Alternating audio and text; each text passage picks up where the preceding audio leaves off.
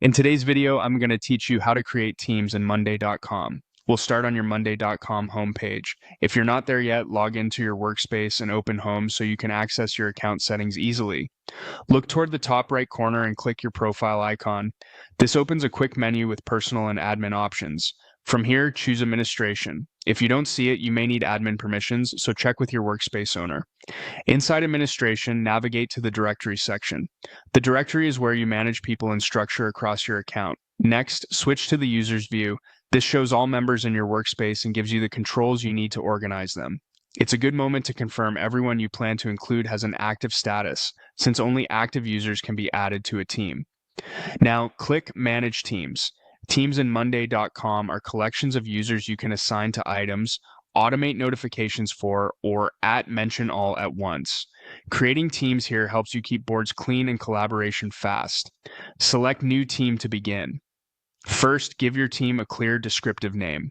Many organizations use a naming convention like marketing or content or engineering, so a QA, to make teams easy to find.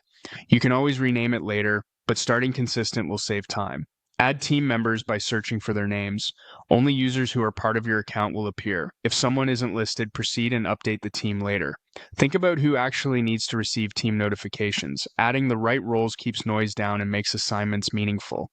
You can always adjust membership after creation, so don't worry if you miss someone now.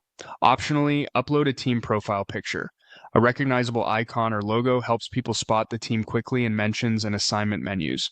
Keep it simple and high contrast so it looks good at small sizes.